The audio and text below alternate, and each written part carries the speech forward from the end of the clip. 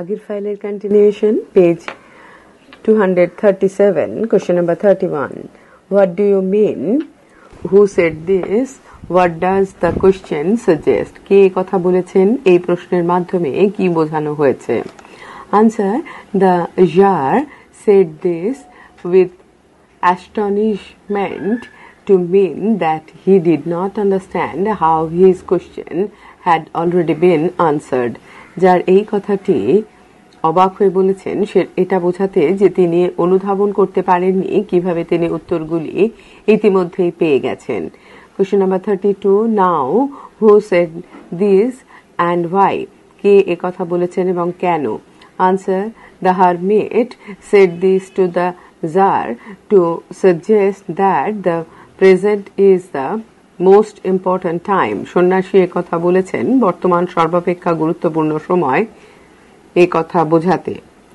Question number 33 why did the hermit live in a forest সাধুটি বনে বাস করতেন কেন the hermit lived in the forest so that he could have peace of mind while praying and could gather wisdom in seclusion সাধুটি বনে বাস করতেন যাতে তিনি শান্তিতে ঈশ্বরের আরাধনা করতে পারেন আর নির্জনে জ্ঞানের তপস্যা করতে পারেন analytical or descriptive type marks 5 word limit within 100 words question number 1 how did the Tsar find out the answer to his 3 question কিভাবে জার তার প্রশ্নের উত্তরগুলি খুঁজে পেলেন answer the Tsar had 3 specific questions but the answer were not found easily none of the scholars could satisfy the Tsar at last he went to a hermit in the gaze of a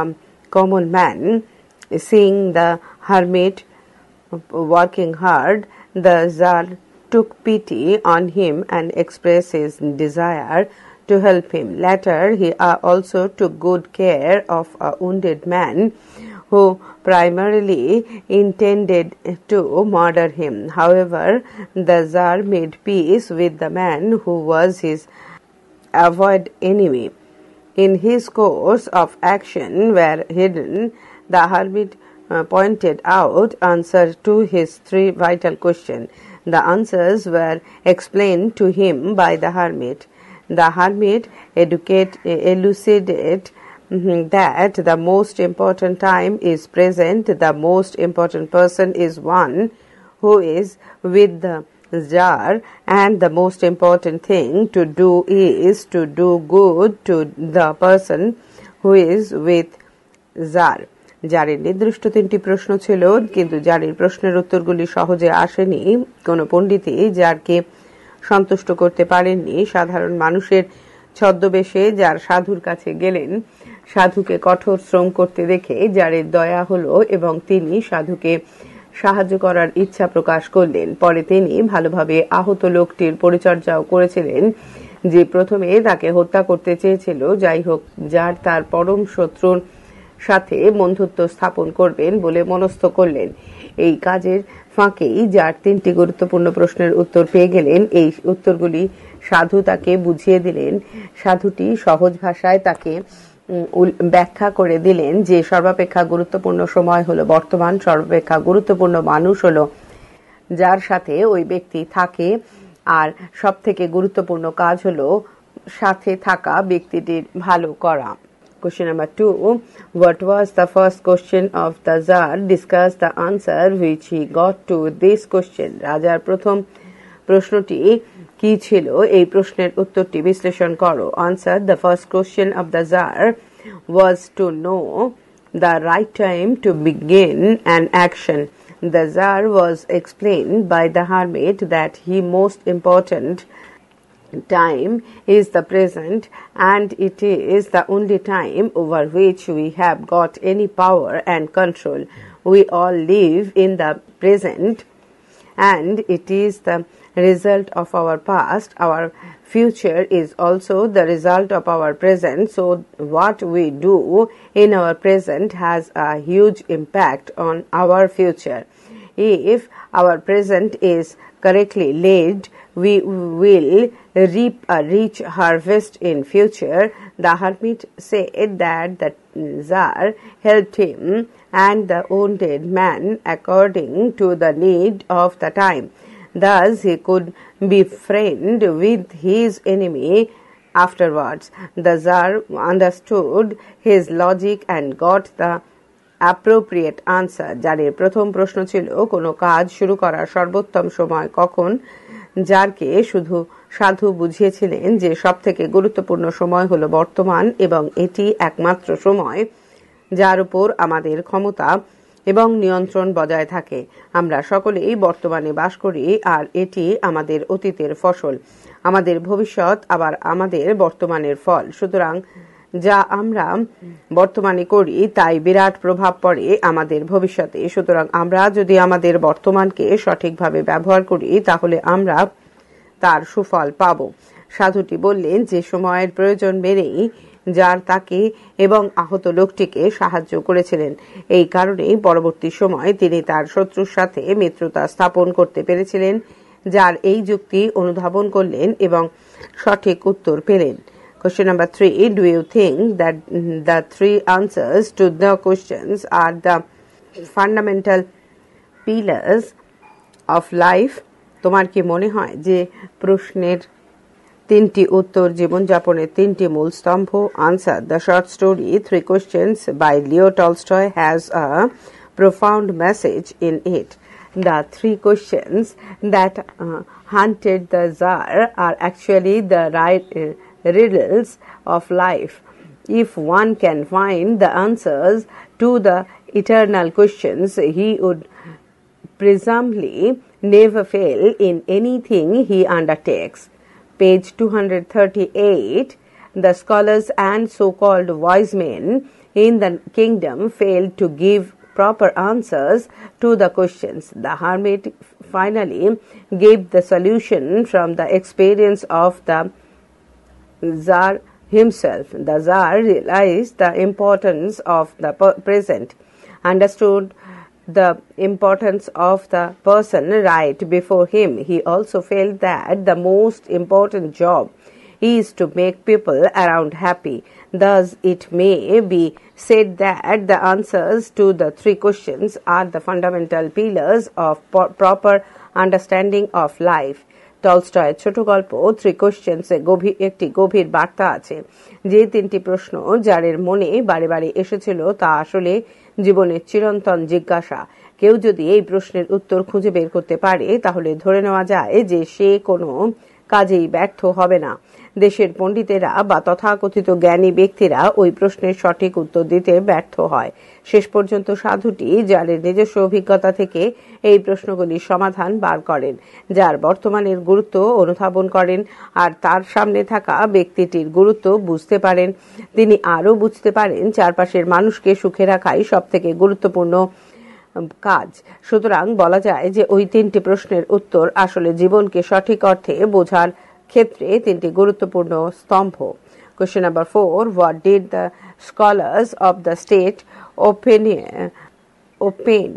regarding the first question to the Tsar? রাজ্যের পণ্ডিতরা জালের প্রথম প্রশ্নের কি উত্তর দিয়েছিলেন?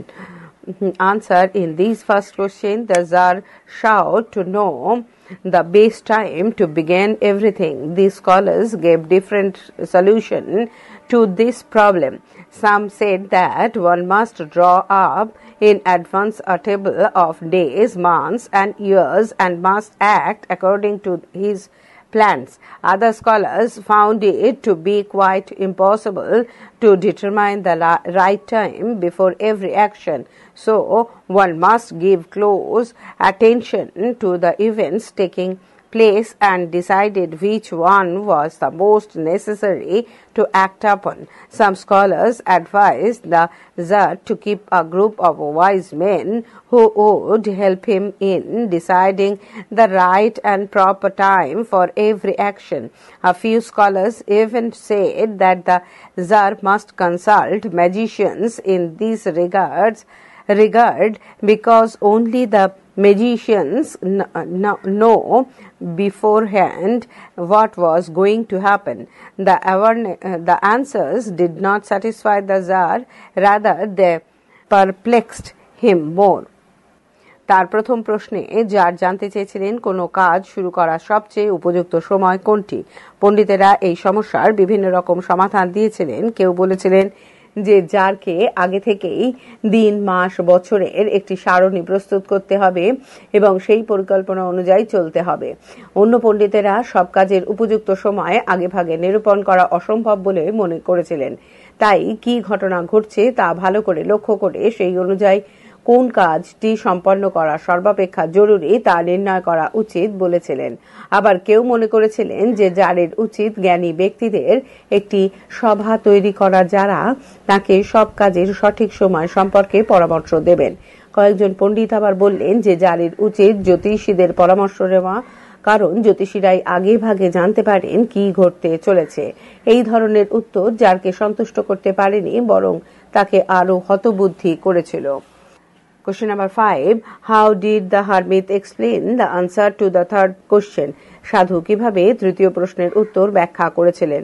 Answer. The hermit suggested that the most important thing to do is to make people around happy.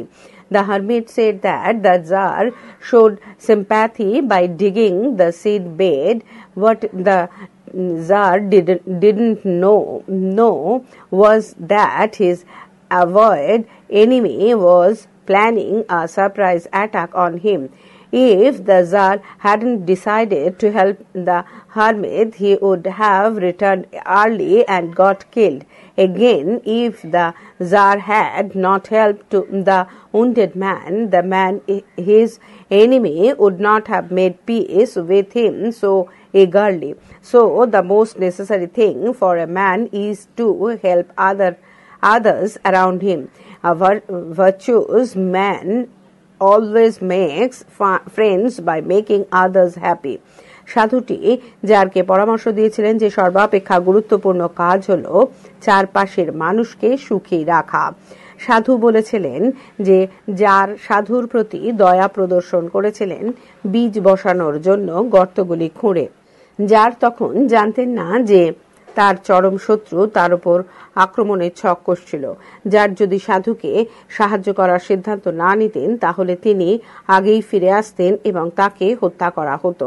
আবার যার যদি আহত লোকটিকে সাহায্য না করতেন তাহলে তার শত্রু ব্র্যাকেটে ওই লোকটি ব্র্যাকেট ক্লোজ শান্তি স্থাপনের জন্য এত ব্যাকুল হতো না। সুতরাং কোনো মানুষের কাছে সর্বাপেক্ষা গুরুত্বপূর্ণ হলো তার আশেপাশের লোককে সাহায্য করা। একজন শুভবুদ্ধি সম্পন্ন মানুষ সর্বদাই অন্যদের সুখী করার মধ্য দিয়ে বন্ধুত্ব স্থাপন করে। Question number 6. What did the scholars say about the answers to the second question? পণ্ডিতেরা দ্বিতীয় প্রশ্নের উত্তরে কি বলেছিলেন? Answer. The second question of the Tsar was about the right people to listen to and the people to avoid. That means the Tsar wanted to know which people were most important at any point of time. In this regard, the scholars had different opinions. Some said that the Tsar would need his counselors or ministers the most. Some of them advised that the priest, being religious and wise, were the right sort of people the Tsar should listen to. Page 239. Other scholars said that the Tsar's first and foremost requirement would be good doctors. Doctors would heal people and Tsar must be sound in his health for running the administration. A few scholars suggested that the Tsar would need the soldiers above other because they would protect the country from danger. Thus the Tsar got varying opinions from his scholars, though none of them could satisfy him. যার দ্বিতীয় প্রশ্নটি ছিল কাদের বা কোন লোকেদের কথা শোনা উচিত আর কাদেরই বা এড়িয়ে যাওয়া উচিত। অর্থাৎ যার জানতে চাইলেন যে কোনো সময়ের জন্য কোন লোকেরা সর্বাপেক্ষা প্রয়োজনীয়। পণ্ডিতদের এই বিষয়ে বিভিন্ন মত ছিল। কেউ বললেন যে যারের সর্বাপেক্ষা প্রয়োজন তার মন্ত্রীদের, কেউ আবার পরামর্শ দিলেন যে ধর্মীয় যাজকরা বা পুরোহিতরাই সর্বাপেক্ষা ধর্মপ্রাণ ও বিজ্ঞ, সুতরাং তাদের কথাই জারের শোনা উচিত। অন্য পণ্ডিতেরা বললেন যে জারের প্রথম এবং সর্বাপেক্ষা প্রয়োজন হলো একজন ভালো চিকিৎসকের। চিকিৎসকেরা মানুষকে সুস্থ করবে, আর জারকে শাসনকার্য চালাতে গেলে সুস্থ স্বাস্থ্যবান হতে হবে। কয়েকজন পণ্ডিতেরা আবার বললেন যে জারের সর্বাপেক্ষা প্রয়োজন হলো সৈনিকদের, কারণ তারাই দেশকে বিপদের হাত থেকে রক্ষা করবে। এইভাবে জার তার পণ্ডিতদের কাছ থেকে নানা ধরনের মতামত পেলেন, যদিও তারা কেউই জারকে সন্তুষ্ট করতে পারলেন না। Question number 7. Why did the jar go to the hermit? Why did he go there in disguise? What was the hermit doing when the jar met him? জার সাধুর কাছে গিয়েছিলেন কেন? কেনই বা তিনি ছদ্মবেশ ধারণ করে গিয়েছিলেন? সাধু কি করেছিলেন যখন রাজা তার সাথে দেখা করলেন? The answer: the Tsar went to the hermit because none of the scholars could satisfy his queries. They came up with diverse opinions, which in fact increased the Tsar's confusion. So he went to the hermit, whom he believed to be a wise man. The hermit received only common folk. That is why the Tsar had to leave aside his own royal dress and put on simple clothes before meeting the hermit. The hermit was digging the ground in front of his hut. The Tsar saw him breathing heavily while striking the spade into the ground. The wise man greeted the Tsar but went on digging. Tsar সাধুটির কাছে গিয়েছিলেন কারণ পণ্ডিতদের মধ্যে কেউই তার প্রশ্নের সঠিক উত্তর দিয়ে তাকে সন্তুষ্ট করতে পারেননি, বরং তারা বিভিন্ন রকমের মতামত দিয়ে জারের বিভ্রান্তিকে আরো বাড়িয়ে তুলেছিল। তাই তিনি সেই সাধুর কাছে গিয়েছিলেন যাকে অত্যন্ত জ্ঞানী বলে জার বিশ্বাস করতেন। সাধু শুধুমাত্র সাধারণ মানুষদের সাথেই কথা বলতেন। এই কারণে জারকে তার রাজকীয় পোশাক পরিত্যাগ করে সাধারণ পোশাক পরে সাধুর সম্মুখীন হতে হয়েছিল।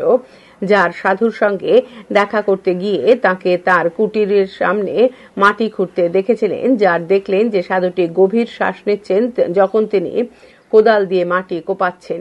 জ্ঞানী লোকটি ব্র্যাকেটে সাধু জারকে অভিবাদন জানালেন, কিন্তু তার কাজ থামালেন না। Question number 8. Summarize the short story. 3 question. গল্পে সারসংক্ষেপ করো। Answer: see the summary of the short story for the answer. গল্পের উত্তরের জন্য সংক্ষিপ্ত সার অংশটি দেখো। Question number 9. What, according to the scholars, was the most important thing to do, or what answer did the scholar give to the third question of the tsar? পণ্ডিতদের মতে কোন কাজটি করা সর্বাপেক্ষা গুরুত্বপূর্ণ, অথবা রাজার তৃতীয় প্রশ্নের উত্তরে পণ্ডিতেরা কি বলেছিলেন? Answer: the scholars had varied opinions regarding the third question of the Tsar. The Tsar wanted to know the most important thing to do at all times. It meant that the Tsar wanted to have an idea about the most important occupation or action in this world. The scholars provided the king with different opinions regarding the same issue, which was rather confusing. Some said that science was the most important thing in this world and the most important job was to pursue it. Some scholars stressed that having skill in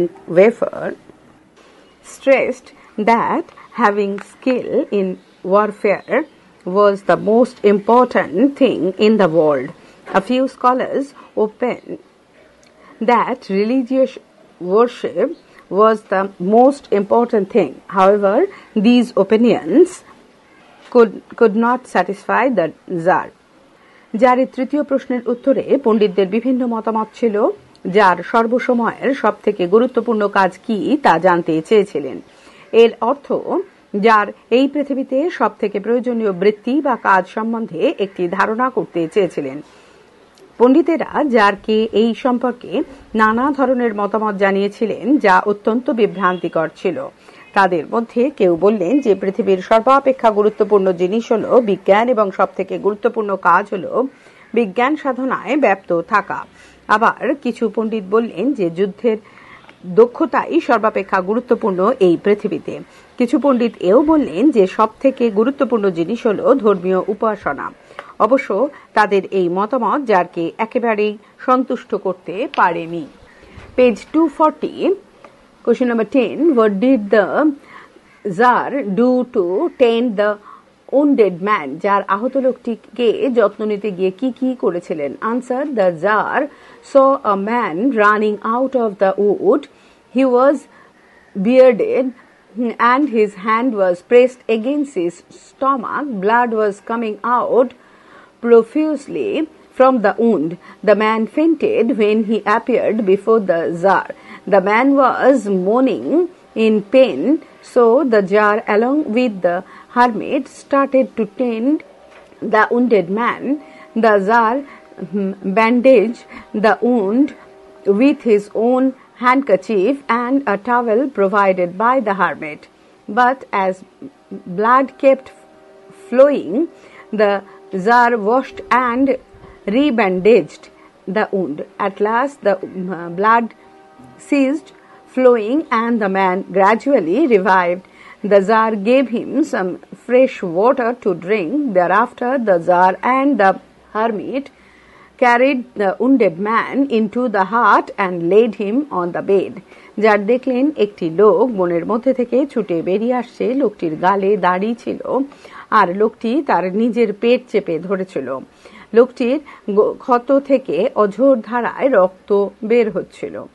লোকটি জারের সামনে আসার পর অজ্ঞান হয়ে পড়ে গেল। সে যন্ত্রণায় কাতরাচ্ছিল। সুতরাং জার সাধুর সাথে মিলে লোকটির ক্ষতস্থানের পরিচর্যার লেগে পড়লেন। জার তার নিজের রুমাল এবং সাধুর কাছ থেকে পাওয়া একটি তোয়ালে নিয়ে ক্ষতস্থানটি বেঁধে দিলেন। কিন্তু রক্তপাত হতে থাকায় জার আবার রক্ত মুছে ক্ষতস্থানটি ব্যান্ডেজ করলেন। অবশেষে রক্তপাত বন্ধ হলো এবং লোকটি পুনরুজ্জীবিত হলো। জার তাকে ঠান্ডা জল দিলেন পান করার জন্য। এরপর জার ও সাধু ধরাধরি করে ওই আহত লোকটিকে কুটিরের মধ্যে নিয়ে এলেন এবং তাকে বিছানায় শুইয়ে দিলেন। Question number 11, forgive me, said the bearded man. Why did the man ask for the Tsar's forgiveness? ওই লোকটি কেন জারের কাছে ক্ষমা প্রার্থনা করেছিল? Answer: the bearded man was severely wounded by the Tsar's bodyguard. He was an avowed enemy of the Tsar's because the Tsar had executed his brother earlier and seized his property. The man waited to avenge his brother's death, but as the Tsar did not return from the hermit's place, the man came out from his hidden place in search of the Tsar. While looking for the Tsar, he came across the bodyguard to the Tsar, who recognized the man and wounded him fatally. The man would have died as he was bleeding profusely, but by a chance of fate, the Tsar became his saver. He bandaged the wounds and provided him water and rest with the help of the hermit. Now the man repented his sin and craved for his forgiveness of the Tsar. He took an oath to serve the Tsar throughout generations. Through generation. দাড়িওয়ালা লোকটি জারের দেহরক্ষীর দ্বারা গুরুতর আহত হয়েছিল। সে জারের চরম শত্রু ছিল, কারণ জার আগে তার ভাইকে হত্যা করেছিলেন এবং তার সম্পত্তি বাজেয়াপ্ত করেছিলেন। লোকটি জারের বিরুদ্ধে তার ভাইয়ের মৃত্যুর প্রতিশোধ নেওয়ার জন্য অপেক্ষা করছিল, কিন্তু জার সময় মতো সাধুর কাছ থেকে ফিরে না আসাতে লোকটি তার গোপন আস্তানা থেকে জারকে খোঁজার জন্য বেরিয়ে এসেছিল। যখন লোকটি জারকে খুঁজছে তখন তার সাথে জারের দেহরক্ষীর দেখা হয়ে যায়। সে লোকটিকে চিনতে পারে, তাকে ভীষণভাবে আহত করে। লোকটি হয়তো প্রচন্ড রক্তক্ষরণে মারাই যেত, কিন্তু ভাগ্যের জোরে স্বয়ং জার তার রক্ষাকর্তা হয়ে উঠলেন। তিনি লোকটির ক্ষতস্থানের পরিচর্যা করলেন, তাকে জল দিলেন এবং সাধুর সাহায্যে তার বিশ্রামের ব্যবস্থাও করলেন। এবার লোকটি তার পাপের জন্য পরিতাপ করল আর জারের কাছ থেকে ক্ষমা প্রার্থনা করল। সে বংশানুক্রমে জারের সেবা করবে বলে প্রতিজ্ঞাবদ্ধ হল। Question number 12. Why did the Tsar help the hermit to dig? How did his work at the hermit's place help him? যার কেন সাধুকে মাটি খুঁড়তে সাহায্য করেছিলেন, সাধুর কাছে তার এই কাজ তাকে কিভাবে সাহায্য করেছিল? Answer. The Tsar saw that the hermit was quite frail and weak. He was digging the ground in front of his hut. Each time he stuck his spade into the ground, he breathed heavily. The Tsar took pity on the hermit. He took the spade from the hermit and started to dig the ground. He wanted to give some respite to the old man. The work of the Tsar at the hermit's place benefited him in 3 ways. Firstly, as he remained busy with his work, he did not return and was saved from the possible attack by his sworn enemy. Secondly, he saved the man who was his enemy and gained his friendship. Thirdly, the experience of the events helped the Tsar to get the answers to all his questions. যার দেখলেন যে সাধুটি যথেষ্টই রোগা এবং দুর্বল, সাধুটি তার কুঁড়ে ঘরের সামনে মাটি খুঁড়ছিলেন। প্রত্যেকবার কোদাল দিয়ে মাটি কোপানোর সময় ক্লান্তিতে তার বড় বড় নিঃশ্বাস পড়ছিল। এই দেখে জারের মনে দয়ার উদ্রেক হলো। তিনি সাধুটির কাছ থেকে কোদাল নিয়ে মাটি কোপাতে শুরু করলেন। তিনি বয়স্ক লোকটিকে সাময়িক বিশ্রাম দিতে চেয়েছিলেন। সাধুর কাছে জারের এই কাজ 3 ভাবে তার উপকার করেছিল। প্রথমত, কাজে ব্যস্ত থাকার জন্য তিনি ফিরে যেতে পারলেন না এবং ফলে তার চরম শত্রুর অতর্কিত আক্রমণের হাত থেকে তিনি বেঁচে গেলেন। দ্বিতীয়ত, তিনি তার চরম শত্রুর প্রাণ বাঁচালেন এবং তার বন্ধুত্ব লাভ করলেন। তৃতীয়ত, এই ঘটনার অভিজ্ঞতা তাকে তার প্রশ্নের উত্তর পেতে সাহায্য করেছিল। পরবর্তী অংশ পরবর্তী ফাইলে।